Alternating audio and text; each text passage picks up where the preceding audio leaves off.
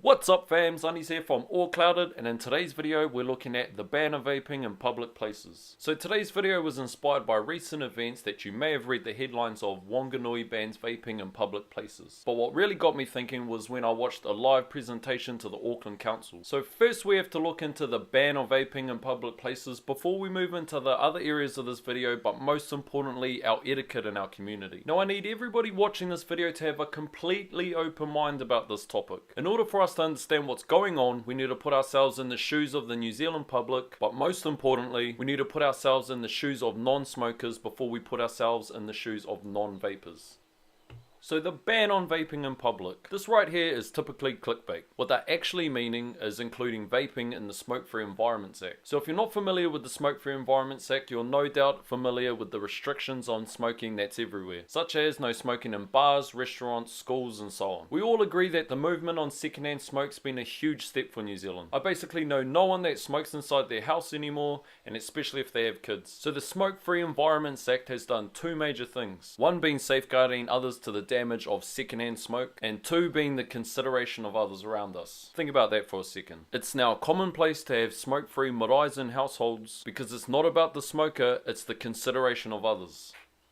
But bro, what's this got to do with us? Vaping's not anything like smoking, and secondhand smoke, well, secondhand vape is proven to be non-harmful. Hey, I know, trust me, I know. But remember, we're looking through the eyes of the public on this topic. So places that have included vaping in their bylaws so far is first Wellington, most recently Wanganui, and other places and councils that are considering it is also Invercargill and Auckland. So why would they consider vaping in their smoke-free zones? This area is what got me more or less thinking about today's video and topic. Now these members in our community that really inspire me and I follow very closely, and one member is Rebecca from Vape2Save. Now I've been following their page for a while now, and I'll put links down in the description, so please check it out. Now on the Vape2Save page I saw a link that was to a live video that was presented to the Auckland Council. Basically Zoe and Rebecca were explaining to the Auckland Council why they shouldn't include vaping in the Smoke-Free Environments Act in their bylaws, and I'll have links down in the description to that presentation, so please check it out. Now a well-informed, proactive and considerate vapor has a massive effect on the smoking and non-smoking population of New Zealand. Now I guarantee you that everyone that I know, whether they smoke or they don't smoke, are 100% pro-vaping. Now this is because I've taken the time to inform them on every aspect of vaping as a tool to quit smoking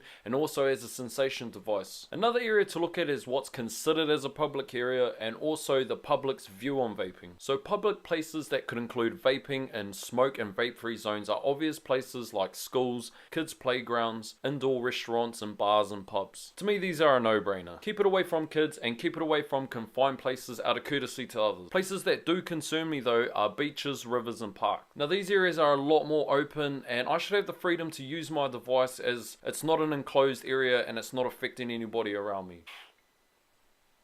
Now what about CBD areas? So CBD areas and bars are a more confined area, meaning there's more of a chance that somebody walks past or inhales our vapor. Now we know that secondhand vapor is negligible, but we're now moving into our community's etiquette and the consideration of others. So for the most part, vaping in New Zealand's been a self-regulated industry, and our community's done an outstanding job with this. However, we're now moving into legislation and a fully regulated industry. Now bylaws that are currently against using e-cigs in public places are not really enforceable because they're not actually included in the Smoke-Free Environments Act of New Zealand. But basically, eyes are on our vaping community and we need to proactively do something about it before somebody else does. Now I want you all to know that we have a great advocacy team and all the links are always down in the description of all my videos, so please show your support and go check it out. Check out their Facebook page and everything. Think of them as a big brother or sister looking out for the overall best interests of our community. Now Advocacy presented to the government the effects of secondhand vapor and also the effects on the user. So with first and secondhand damage out of the equation, the focus on including vaping in the Smoke-Free Environments Act could actually be moved more to the consideration of others around us. So the consideration of others around us brings us to the most important part of this video today, our vaping etiquette. Our etiquette and the public's perception of vaping is what can really make or break us being included in the Smoke-Free Environments Act. If the wider public see the government backing vaping, then we're more likely to help others quit smoking with all the stigmas of vaping lifted. But if it's included in the smoke-free policy, then it's the government and the councils officially discouraging people to move over to e-cigs. But it's not just the government and the councils we need. We need our actual own community behind us. We are now in the sub-ohm or clouding generation. Everything coming out of cloud machines. This is basically the most efficient way to deliver the flavor and the nicotine to us. When I first started vaping, I had like a honeymoon period. I loved all the clouds and was amazed by something that wouldn't give me cancer, and personally, I only use sub-ohm or more clouding devices because it's the only thing that worked for me to keep me off cigarettes. But now that I've been vaping for a while now, the whole smash my clouds wherever I go, it's gone, and I've had a more better chance of helping people quit smoking by not pissing them off by forcing clouds in their face. Now this is the etiquette. People are more vocal about something that makes them angry than something that makes them happy. We're really talking basic stuff here, fam. Being courteous of others with our clouds. Don't cloud chase in public places. Be mindful of others and our surroundings so we don't draw any unnecessary attention to our community. Now the last thing I heard, they don't have sponsored cloud comps in the middle of town. But bro, I'm not a cloud chaser. If you vape anything that has a visible cloud, then that's what the public will brand you, a cloud chaser. Now before you say that's rich coming from you, look at your vids. Hey, I'm on the same boat as you. I only sub-ohm too. But in order for us to all be on the same boat, we all need to paddle in the same direction. Now I'm not pointing fingers and nagging at you like a concerned mother. I'm trying to draw your attention to the movement that's going on against vaping in public places.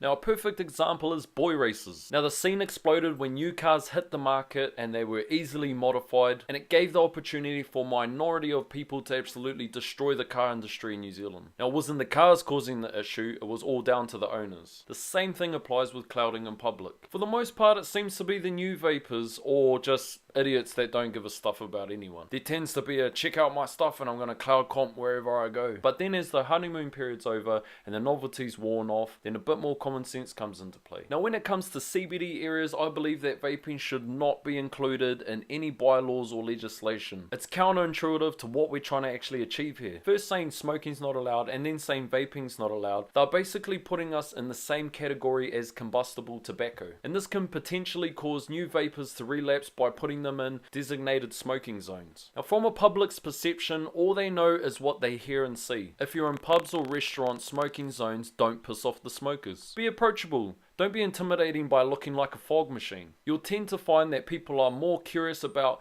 how it's affected you and how it's helped you quit cigarettes if you're not actually forcing the clouds in their face. We're looking at the bigger picture here with upcoming legislation, and it's going to take a full community effort. Any action against vaping may discourage new would-be vapors by in the future making it more hard for them to access and use these life-changing products. Our advocacy needs our support. If you're not politically minded, that's totally fine. All you need to do is make sure that your vaping etiquette's in check. If you convert anyone that smokes to use e-cigarettes, then share this video with them so they see the underlying message and principles that we're trying to share here so that they see the bigger picture.